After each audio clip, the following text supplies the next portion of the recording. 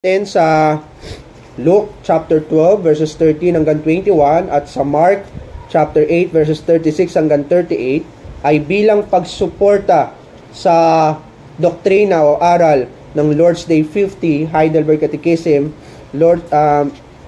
question and answer 125.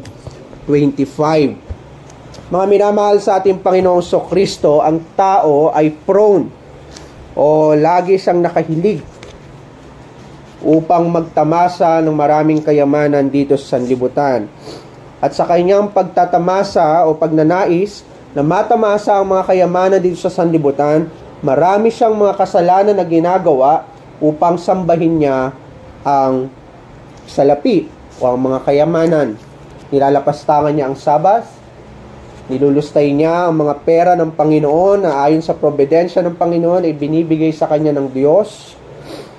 Siya ay nanluloko ng kanyang kapwa, kamag-anak, sugal, at marami pang kaparaanan sa kagustuhan niyang makamit ang mga kayamanan dito sa sanlibutan. Pero malinaw sinabi ng Panginoon, anong pakinabang para sa tao na makamit niya ang lahat ng kayamanan dito sa sanlibutan, ngunit wala naman sa kanya si Kristo. Ang pinakamahalagang bagay sa sanlibutan ay hindi ang tao, hindi ang sanglilikha,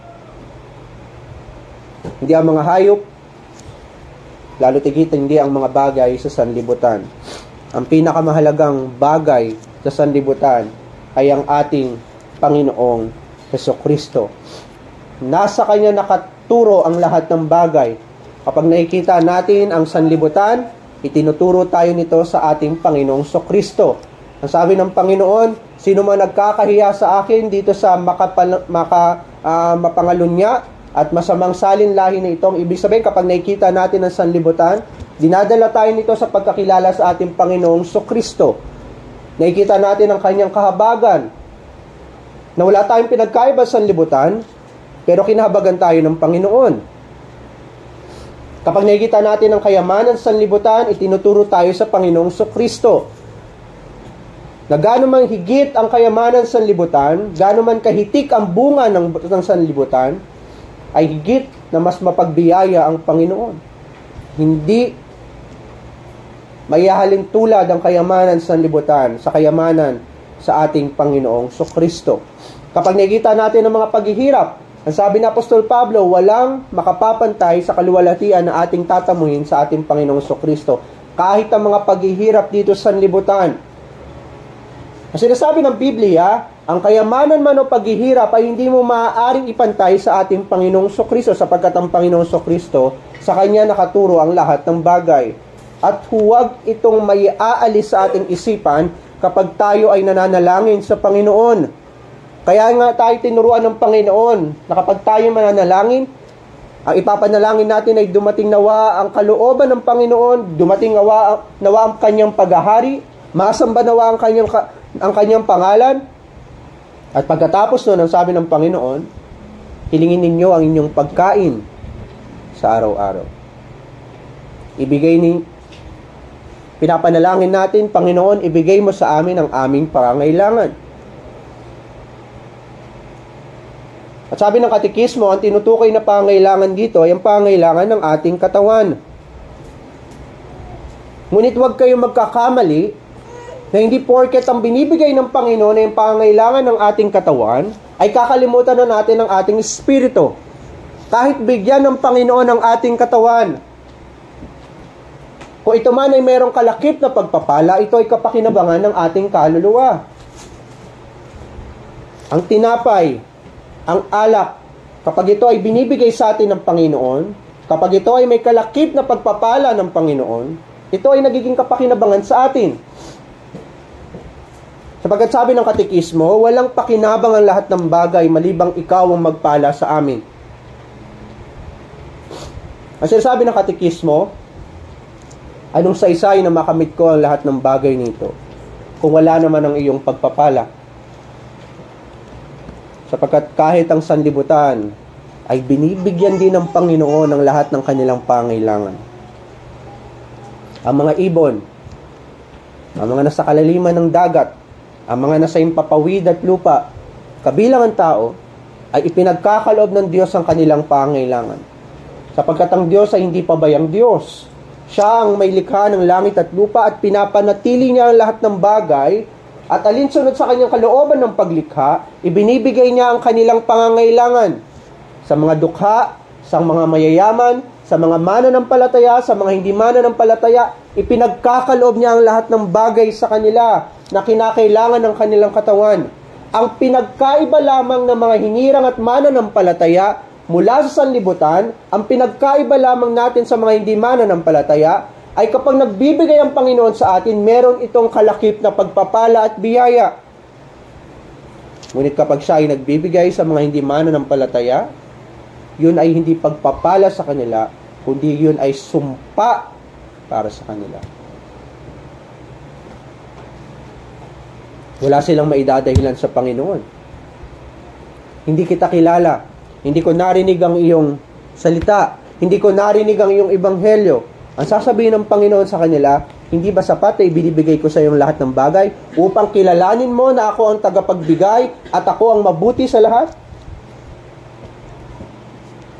Ititikom ng Panginoon lahat ng bibig sapagkat siya nagkakaloob ng lahat ng bagay. Walang maidadahilan ng sino man sa Kanya. Kaya ang Kanyang pagkakaloob sa mga hindi mananampalataya ay isang sumpa. Ngunit para sa atin ng mga mananampalataya, kapag tayo ay umihiling ng ating tinapay, ang hinihiling natin ay hindi muna yung tinapay, hindi muna yung pangangailangan ng katawan. Ang hinihiling natin, sabi ng katekismo, Panginoon, pagpalain mo kami. Sa kahirapan man o sa kasaganahan, pagpalain mo kami. Sapagkat walang pakinabang ang lahat ng ito, malibang pagpalain mo kami.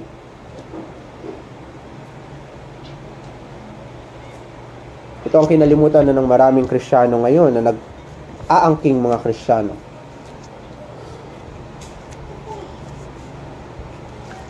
Wala silang pakundangan na salangsangin ang kalooban ng Panginoon. Ang katwiran nila, kailangan kong kumain ngayon. Wala silang pakundangan na salangsangin ang kalooban ng Panginoon. Ang katwiran nila, magugutom ang pamilya ko.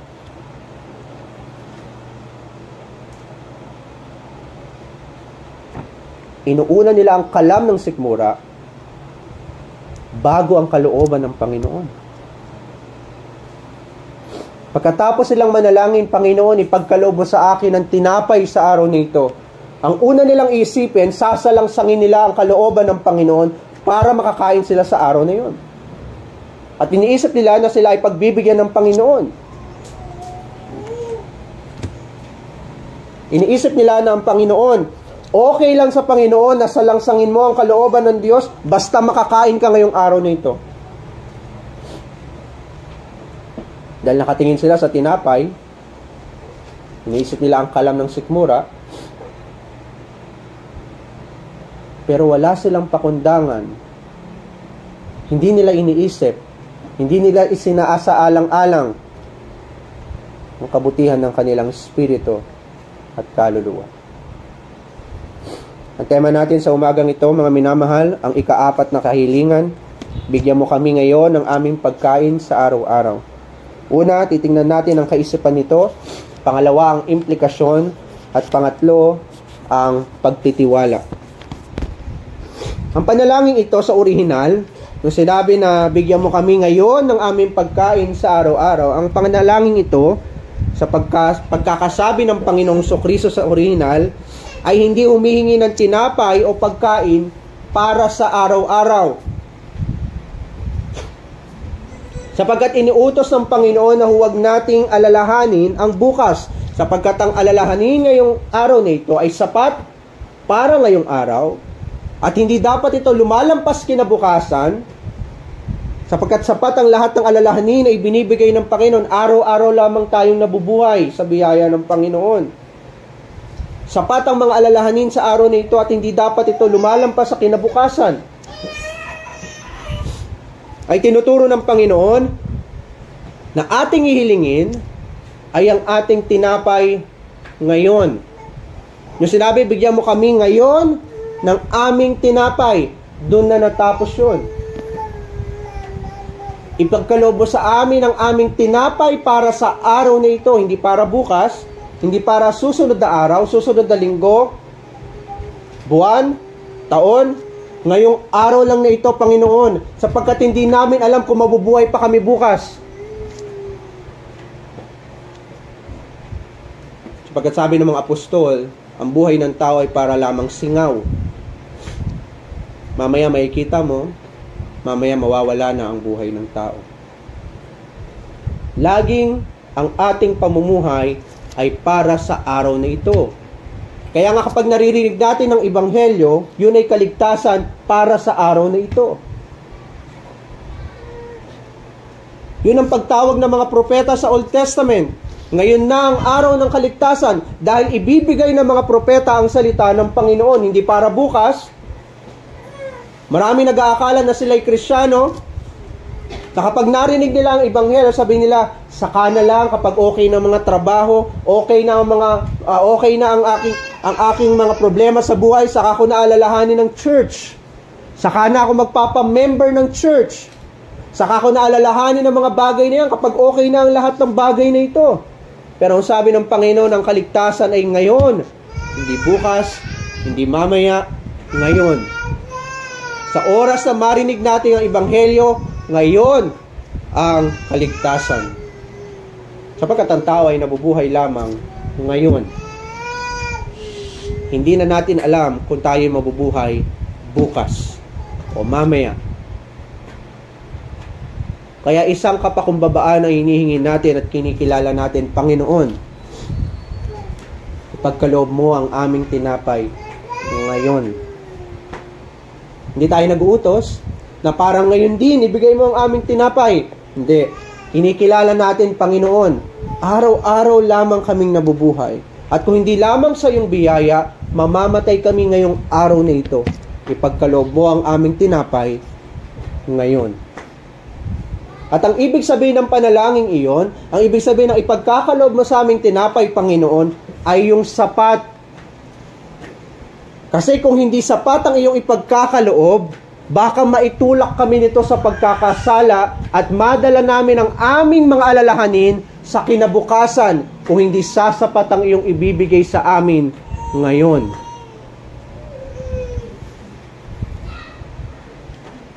Nakikiusap tayo sa Panginoon. Habang tayo nananalangin, Panginoon, ang aming tinapay ngayon, para sa araw na ito, ay ipagkaloob mo. Ang tinapay ay kumakatawan sa lahat ng basic needs ng tao. Tirahan, pagkain, kalusugan, hindi kasama ang edukasyon. Lahat ng basic needs ng tao, maging ang gamot.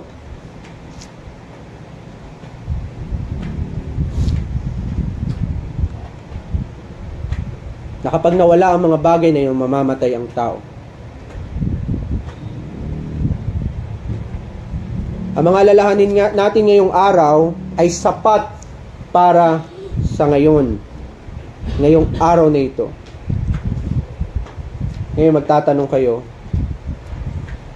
bakit yung problema ko ngayong araw, madadala ko kinabukasan? Kung minsan pa nga yung problema ko ngayong araw, daladala ko buong taon.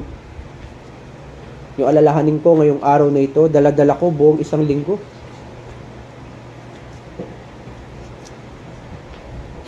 Nagkukulang lamang ang isang araw, mga minamahal. Nagkukulang lamang ang isang araw para sa ating mga alalahanin dahil sa ating mga kasalanan.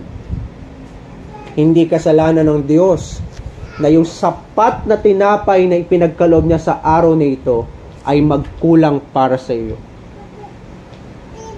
Pag sinabing sapat, alam ng Diyos ang iyong pangangailangan, alam ng Diyos kung ilan kayo sa pamilya, alam ng Diyos kung ano ang inyong pangangailangan sa bawat oras, sa bawat pag-schedule ng inyong mga pangangailangan. Alam ng Diyos ang inyong mga hinaing para sa araw na ito. At ipinagkaloob ng Diyos ang sapat para sa araw na ito. Sapat na karunungan, sapat na kalakasan, physical man o spiritual, lahat ay sapat na ipinagkaloob ng Panginoon.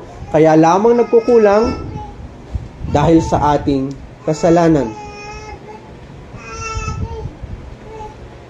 Lumalampas kasi lagi tayo sa kung anong kalooban ng Diyos.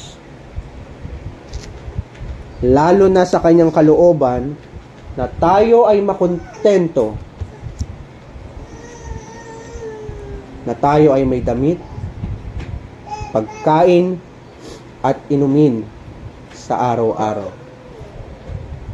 Ang tatlong bagay na ito ay ang mga bagay na mahirap makontento ang tao. Damit, kagaya ng tahanan, pagkain, inumin. Naghahanap pa tayo ng marami pang bagay na hindi natin pangailangan. Naghahanap pa tayo ng maraming bagay para magkaroon tayo ng damit, magkaroon tayo ng maraming bahay, magkaroon tayo ng maraming pagkain, magkaroon tayo ng maraming inumin, magkaroon tayo ng maraming mga iba pang mga pangailangan natin na sobra-sobra na. Kaya nagkakaroon tayo ng mga alalahanin. Pero kung tutuusin, sapat ang ipinagkakaloob ng Panginoon. Sobra ang ating paggasta o paggastos sa ibinibigay ng Panginoon. Hindi tayo nagtatrabaho ng maayos upang mapunan ang ating pangailangan, sapagkat ang ating pagtatrabaho din ay pinagkakaloob ng Panginoon sa atin upang mapunan ang ating pangailangan sa araw na ito.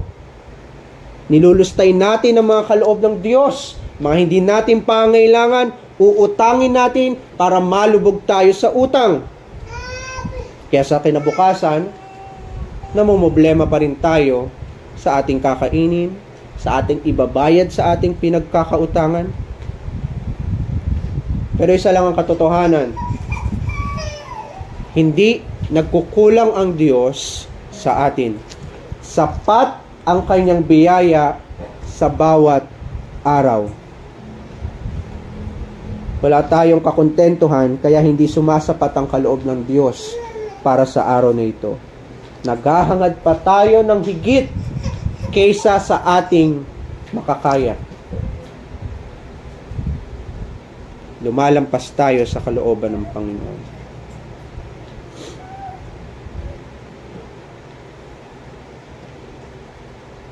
Yung biyaya ng Panginoon na kalakasan ng katawan at espiritu. Kung minsan ay inaabuso natin at pinapabayaan. Masyado na tayong abala sa maraming kaabalahan. Wala na tayong panahon na mag-aral ng salita ng Panginoon, manalangin,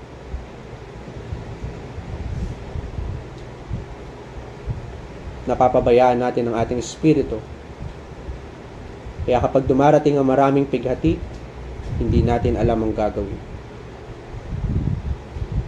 Pero sapat ang biyaya ng Panginoon. Hindi nagkulang ang Panginoon. Pinagkaloob niya ng sapat ang kanyang salita upang magkaroon tayo ng karunungan kung paano tayo mamumuhay, kung paano tayo sasampalataya, ano yung mga bagay na ating paniniwalaan, upang habang tayo nabubuhay dito sa sanlibutan, alam natin ang gagawin. Na kapag nagbigay ang Panginoon ng sapat para sa araw na ito, magpapasalamat tayo sa Panginoon na meron kahit paanong ipinagkaloob ang Panginoon para mabuhay ako sa araw na ito. Sapagkat yun ang sinasabi ng Biblia. Na kapag tayo ay natutokso na kuhanin ang mga bagay sa sanlibutan na hindi nakalooban ng Panginoon, walang masama na magsikap, walang masama na tayo ay yumaman, walang masama na tayo ay magpagal upang tayo ay magkaroon ng maraming mga kaloob na sasapat sa atin sa buong taon. Pero kung ang ating mga puso ay nakatuon na sa mga bagay sa sanlibutan, hindi na ito ang kalooban ng Panginoon. Kahit sabihin mo na sapat ang mga bagay mo sa sanlibutan, kahit sabihin mo na sobra-sobra ang mga bagay mo sa sanlibutan, kung ang iyong kaluluwa naman ay napapahamak, hindi pa rin sapat ang araw na ito para sa iyo. Ang araw na ito ay kulang pa rin dahil sa ganid at pagkagahaman ng ating mga puso. Pero ang mga tunay na mananampalataya, ang araw na ito ay sapat para sa kanila. Sapagkat narito ang biyaya ng Panginoon. Kahit sa marami pang pagkukulang, kahinaan, pagsubok na kanilang dinaranas. Pero ang mayaman sa talinghaga ay kontento na. Ang sabi ng Panginoon, makontento tayo para sa araw na ito. Pero yung mayaman sa talinghaga na binabanggit ng Panginoon, ay kontento na siya sa buhay niya. Meron na siyang kakainin sa loob ng maraming taon, hindi na siya magtatrabaho. Ang mayaman na ito ay masipag at masikap. Iniaasa niya ang lahat ng bagay sa kanyang sarili, hindi siya katulad ng marami na nag-aaksaya ng oras sa paglilibang. Umaga pa lang ay nagtatrabaho na ang lalaking ito. Ang mayaman na ito, sa paggising pa lang sa umaga, alam niya na ang dapat gawin. Magtatrabaho siya para umunlad ang kanyang buhay. Ngunit ang lahat ng ito na kanyang ginagawa ito, hiwalay sa Panginoon. Iba yung kontento ka na sa mga bagay sa sanlibutan. Iba yung kontento ka na sa pagtitiwala mo sa iyong sarili sa lahat ng iyong ginawa. Iba yung kontento ka sa kung anong ipinagkakaloob sa iyo ng Panginoon. Pwede kang maging kontento sa mga bagay sa sanlibutan, pero wala kang kakontentuhan at hindi ka nagpapahinga at hindi ka nagtitiwala sa Diyos. Pero sabi ng Panginoon, magkaroon tayo ng kakontentuhan sa Diyos. Hindi sa mga bagay na ito, hindi sa kasalatan, hindi sa kasaganahan, kundi sa Diyos. Na anumang ipagkaloob sa atin ng Panginoon, alam natin ang kalooban ng Diyos sa atin ay mabuti. Anumang ipagkaloob sa atin ng Panginoon, alam natin na ang Panginoon ay sapat para sa atin sa bawat umaga. Ang ginagawa ng mayamang lalaki na binanggit ng Panginoon, lahat ng kanyang ginagawa ay hiwalay sa Panginoon. Pero ang lalaking ito ay Israelita. Ang lalaking ito ay taga-Israel. Sapagkat ang nagtatanong sa ating Panginoong Kristo ay puro Hudyo. Panginoon, sabihin mo nga din sa kapatid ko na ako ay bahaginan niya ng aming yaman. Kasi gahaman ng kanyang kapatid. Yun ay usapin ng mga Hudyo. Usapin na yun ng panahon nila Moises, hanggang sa panahon ni Kristo, usapin pa rin yun ng mga Hudyo. Kaya sabi ng Panginoon Kristo, sino nagtalaga sa akin para magdesisyon para sa mga mana ninyo? Hindi naman ako si Moises.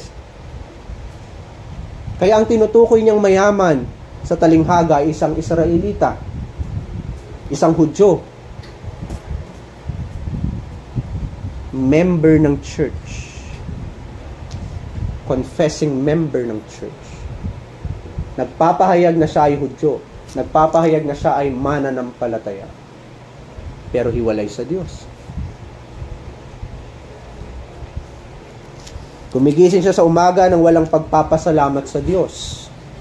Nagsisikap siya para sa kanyang sarili lang at wala siyang pakialam sa pangangailangan ng church. Iniutos ng Panginoon, kapag kayo ay mag-aani, maglalagay kayo ng kamalig, kung saan ilalagay ninyo ang mga ani para sa mga mahihirap. Maglalagay kayo ng mga ipunan, kung saan ilalagay ninyo ang mga ani para sa mga Levita.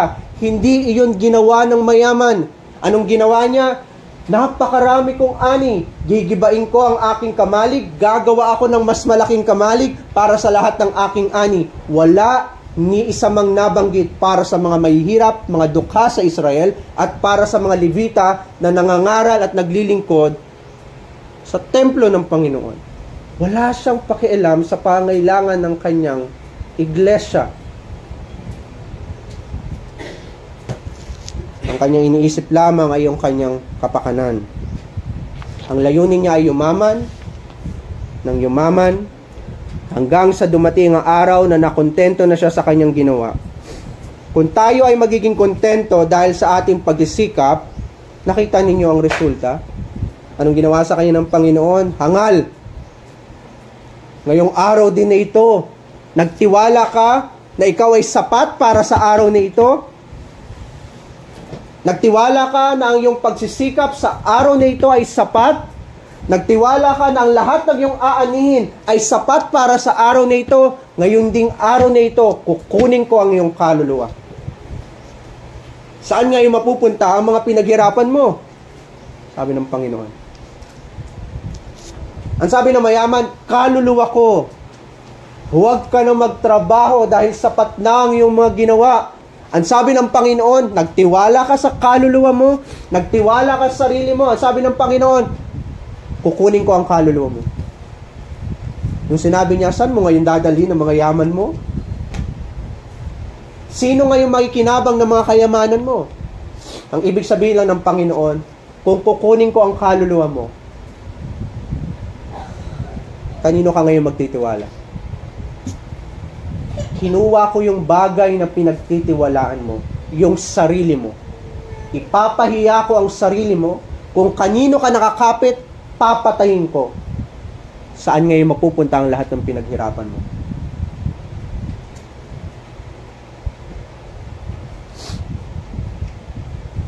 Hinatulan siya ng Panginoon. Kung magtitiwala tayo sa ating pagsisikap, may trabaho ako ngayong araw, meron akong mauutangan ngayong araw, meron akong gagawin ngayong araw, meron akong kalakasan ngayong araw. Nakita ninyo ang resulta. Hinatulan siya ng Panginoon. Sapagkat ang ibig sabihin ng kakontentuhan ay pagpapahinga, hindi pagmamalaki. Marami ang nakukontento na sa buhay nila. Pwede na akong mamatay nakapagtapos na ang mga anak ko sa pag-aaral.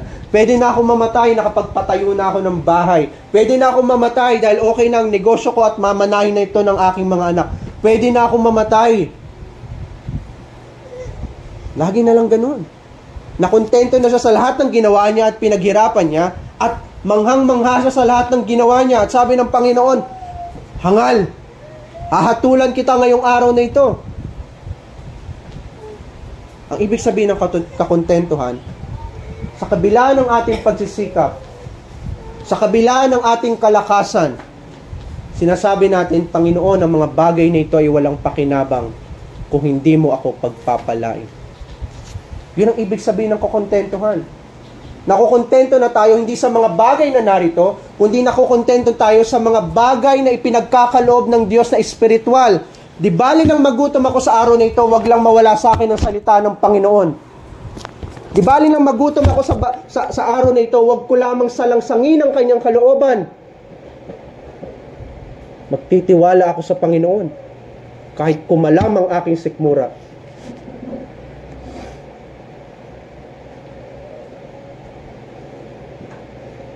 Minsan kapag binibigay ng Panginoon ng laman ng ating puso, nakakatakot yun. Noong mga Israelita ay naglalakbay, sabi nila, buti pa ang aming buhay sa Ehipto. Kumakalam ang kanilang sikmura. Wala silang mainom, wala silang makain. Buti pa yung nandun kami sa Ehipto, nakakain kami ng maayos, nakakainom kami ng maayos. Sabi ng Panginoon, hindi kayo nagtiwala sa akin. Bibigyan ko kayo ng karne hanggang sa lumuwa ang inyong mga bituka, hanggang sa lumabas ang mga karne na yun sa inyong mga ilong. Gusto ninyo ng karne? Ayaw ninyo ng tinapay na ipinagkakaloob ko? Ayaw ninyo ng mana? Ipagkakaloob ko ang karne. Pero pinagkaloob ng Panginoon ang karne na yun para hatulan ng maraming hindi mananampalataya noon. Nakakatakot kapag ipinagkakaloob ng Panginoon ang laman ng ating mga puso.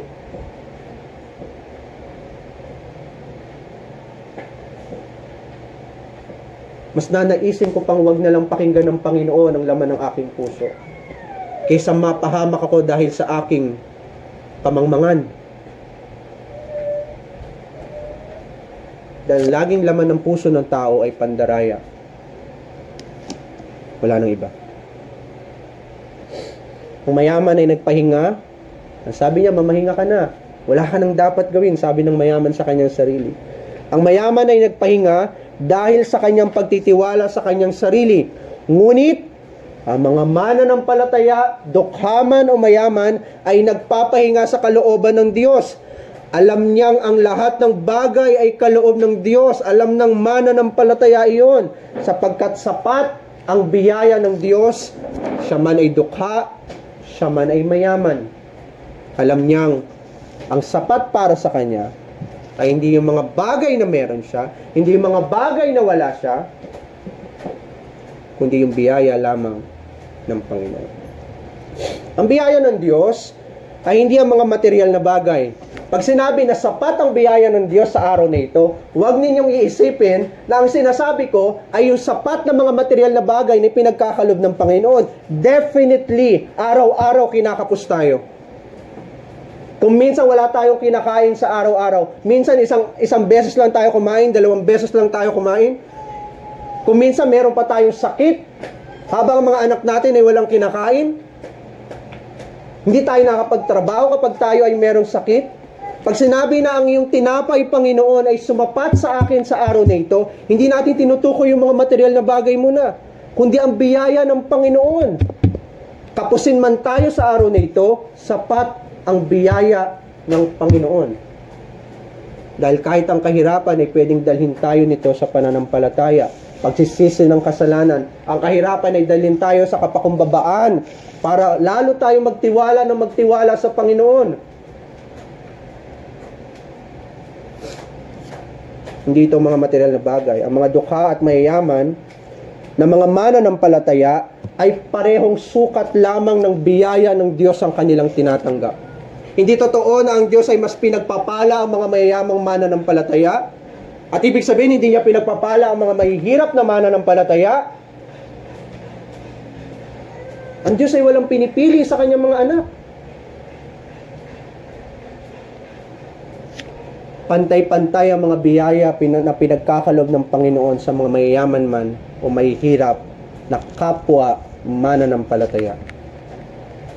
Pareho silang tumanggap ng pananampalataya. Pareho silang tumanggap ng buhay na walang hanggan. Pareho silang tumanggap ng kapatawaran ng mga kasalanan. Pareho silang tumanggap ng pag-aampon. Pareho silang tumanggap ng kabanalan ng Panginoon. Pareho silang hinirang ng Panginoon. Pareho silang nakakapakinig ng salita ng Panginoon. Lahat ng yun ay biyaya. Mga espiritual na pagpapala ng kaligtasan. Ng Diyos lamang ang bukal o pinagmumula ng lahat ng ito.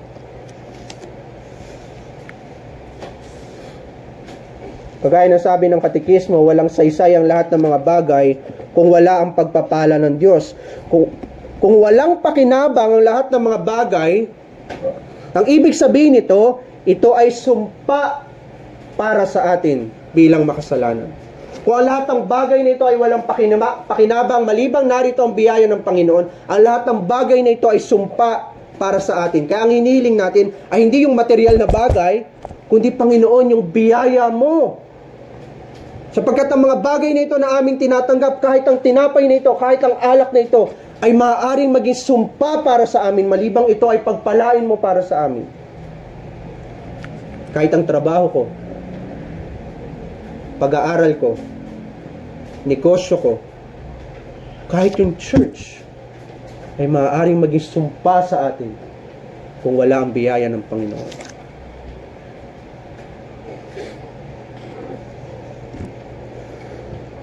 Kahit ang mga reprobate ay tumatanggap din ng sagana, ngunit ang panalangin natin ay pagpapala ng Diyos na sa mga bagay natin tinatanggap, makita lamang natin ang Diyos lamang ang sapat, at Diyos lamang ang pinagmumula ng lahat ng mabuting bagay.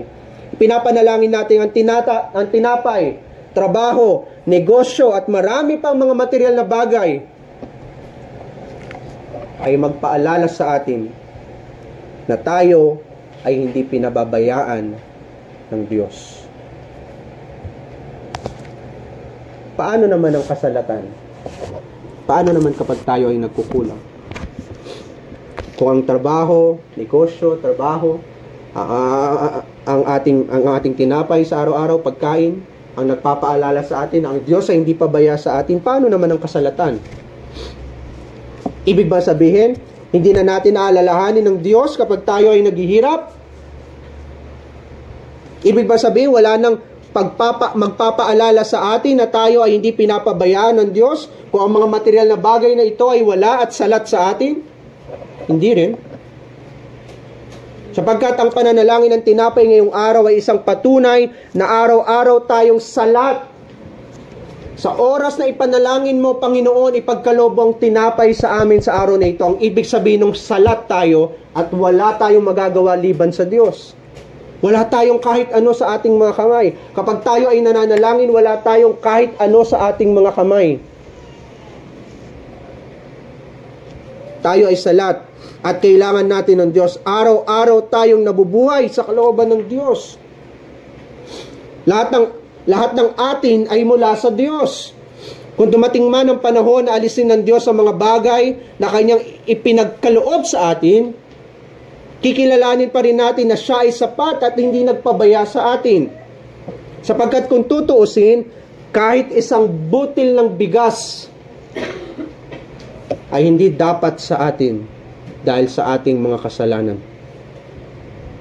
Kung tutuusin, wala dapat tayong tinatanggap mula sa Diyos dahil sa ating mga kasalanan. Ang dapat sa atin ay kamatayan gaya ng Kanyang ibibigay sa mga hindi mananampalataya. Pasalamat na lamang tayo na kahit papaano ay meron tayo. Kung wala man ang mga ito, isa itong pananabik sa atin na papalapit na ng papalapit ang ating pag-uwi sa Diyos. Tanggalin man ng Panginoon ang pagkain. Nasasabik tayo, Panginoon.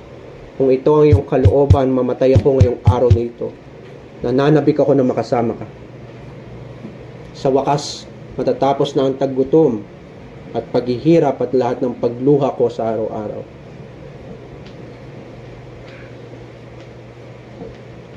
Kung tayo man ay magkaroon ng karamdaman, papalapit na ng papalapit ang ating pag-uwi sa Diyos. Kapag tayo ay nagkakaroon ng karamdaman, tayo ay laging nasa bingit ng kamatayan. Sapagkat hindi tayo para dito, kaya hanggat maaari, ayaw nating nagtitiwala sa mga bagay na narito sa lupa, sapagkat hindi tayo taga rito, hindi tayo para dito sa sanlibutan.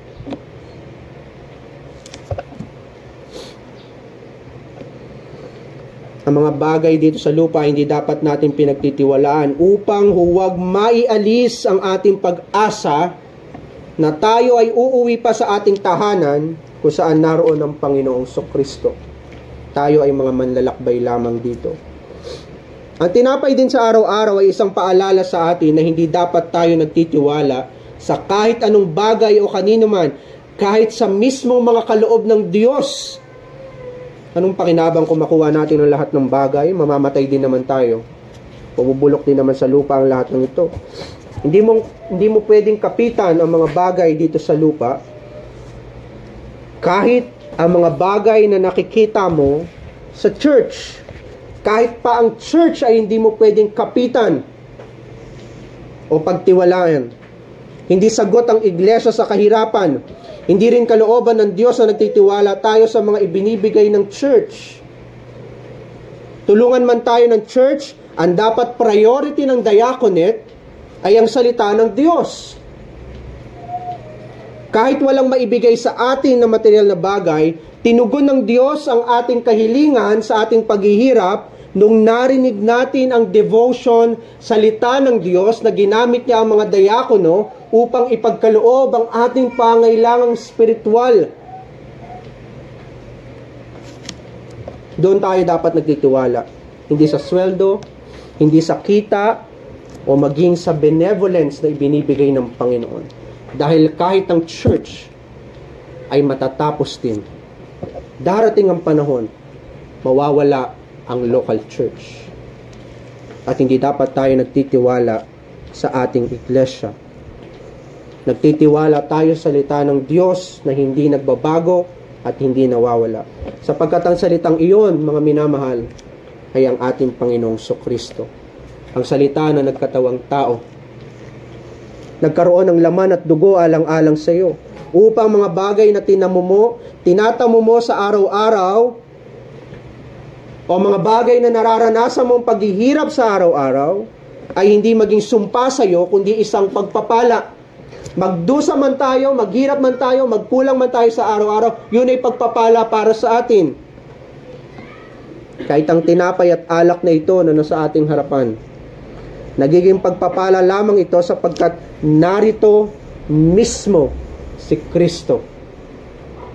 Siya ay ating kinakain at iniinom sa pamamagitan ng pananampalataya, na wala tayong ibang kailangan kundi ang tinapay ng buhay mula sa langit, ang inumin na dugo ng Panginoon na mula sa langit. Mawala na ang lahat, mga minamahal. Huwag lang ang Panginoon. Yun ang ating panalangin. Ipagkaloob mo sa amin, O Diyos, ang aming tinapay sa araw na ito. Ibig sabihin, mawala na ang lahat ng bagay, Panginoon. Huwag lang ang aming Panginoong Kristo na totoong tinapay ng aming kaluluwa. Amen.